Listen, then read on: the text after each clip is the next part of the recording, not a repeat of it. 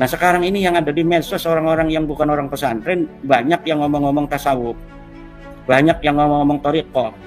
Muncul fenomena Ustadz Raji Hasin yang tasawufnya ngacak, itu nggak sesuai dengan ajaran tasawuf pesantren itu. Ada Ismur Ruh segala macam, ada Qutbul Gawas Imam Mahdi, itu tasawuf-tasawuf yang tidak sesuai dengan tasawuf Nahdlatul Ulama. Yang tahu nama kita orang tua kita bukan? Yang ngasih nama kita siapa Pak? Orang tua kita. Maka yang tahu nama ruhani Bapak itu bukan saya, tapi siapa yang tahu? Bapak Ruh. Tapi Bapak Ruh itu punya pewaris, bukan ulama yang bisa baca kitab ini.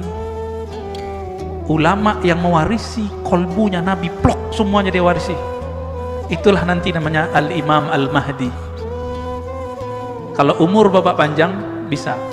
Jika belum muncul Imam Al-Mahdi, maka wali yang disebut wali ghaus. Jika di ilmu fikih disebut mujtahid mutlak.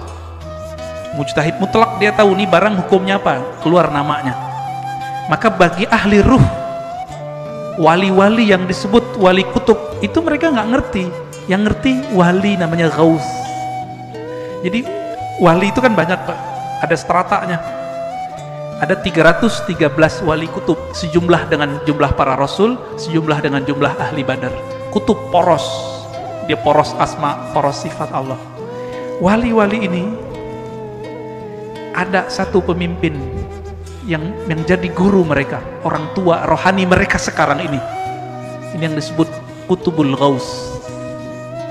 Dan itu cuma satu di dunia, dan pasti keturunan Rasulullah. Sayangnya mastur, tersembunyi, nggak boleh muncul Pak. Bapak pengen tahu nama ruhnya? Harus punya koneksi sama Al-Ghaus ini gitu. Kalau mau nanti satu saat kumpulkan namanya semua, nanti saya kirim ke beliau ya, biar dikasih namanya oleh beliau. Kapan ketemunya? Wallahu a'lam. Insya Allah ketemu, insya Allah ketemu.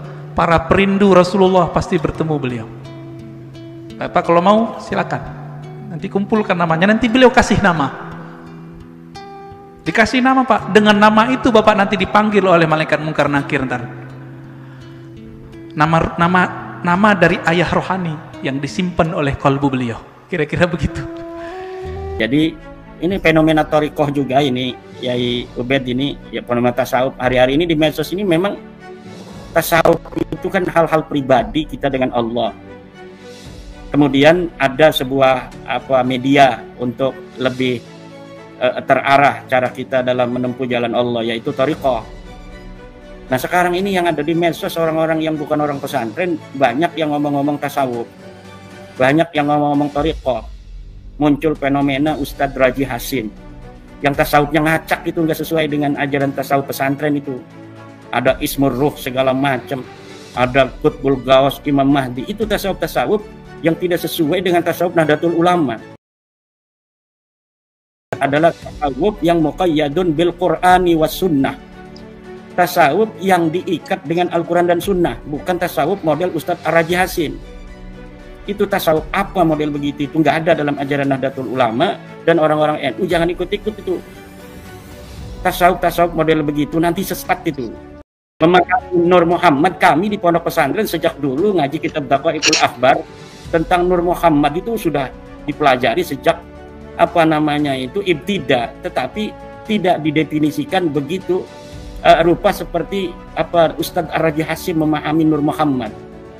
Ada Ismur Ruh, ada orang punya Ismur Ruh segala macam, itu sesuatu yang jauh menyimpang dari ajaran-ajaran tasawuf seperti yang diajarkan Imam Al-Ghazali dan Junaid Al-Baghdadi. Maka Syekh Hasyim Asy'ari itu sangat selektif di dalam masalah thariqah, di dalam masalah tasawuf. Agar apa?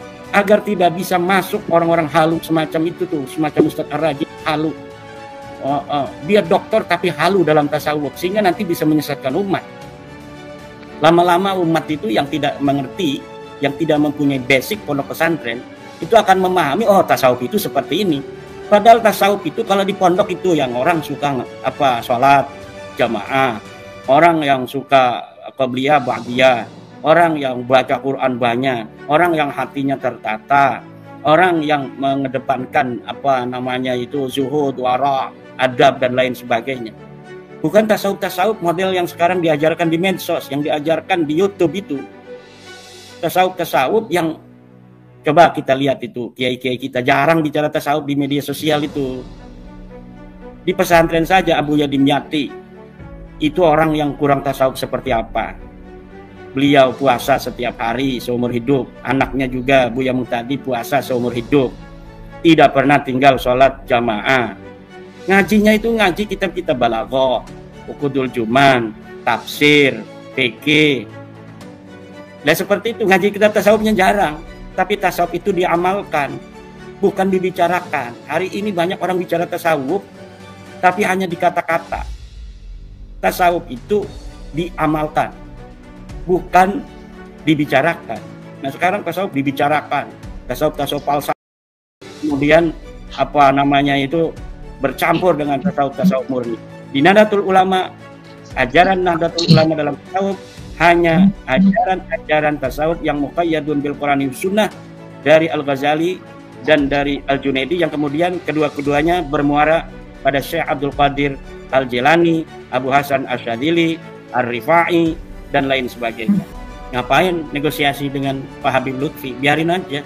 Kong dia banyak berbuat sesuatu yang kurang bagus di Nahdlatul Ulama selama jadi pengurus Jatman kok.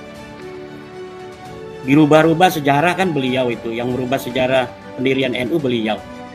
Kemudian makam-makam dan lain sebagainya yang dibangun oleh Pak Lutfi bin Yahya juga ini sudah terbukti itu di dalam reportase wartawan-wartawan, bisa dilihat di dalam Google bagaimana itu reportase wartawan tentang berbagai macam kuburan-kuburan yang dipalsukan. Ada orang bertanya, mana buktinya? Katanya Pak Lutfi bin Yahya masuk kuburan.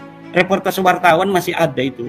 Kuburan di Kaliwungu, kuburan di Semarang, Depok, kuburan di Mates, kuburan di Comal dan lain sebagainya. Nah, jadi negosiasi atau istilahnya itu yang nggak diperlukan. Yang ada itu yang diperlukan adalah untuk Pak Lutfi bin Yahya adalah kesadaran bahwa sudah waktunya mungkin saya harus bersama Allah. Tinggal usah lutak-latak lagi dengan pergaulan manusia, atau umur sudah di atas 70 mungkin. Jadi kalau kita berpikir tasawuf, ya berpikirnya harus semacam itu. Bukan malah menunjukkan perlawanan. Toh dia dibesarkan oleh Nahdlatul Ulama, harusnya banyak terima kasih. Oke dah, saya terima kasih.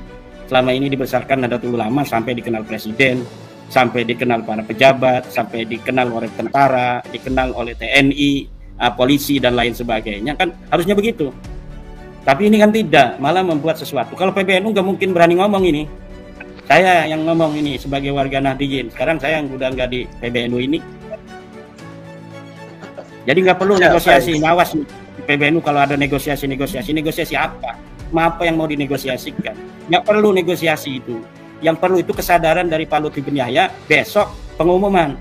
Saya karena telah bermimpi Rasulullah, saya tidak boleh bikin Jatma, saya bubarkan kembali Jatma. Kan dulu dia ngomong begitu. Saya mau keluar dari PBNU, atau saya nggak mau lagi ngurus PBNU, tapi Rasulullah melarang saya, katanya.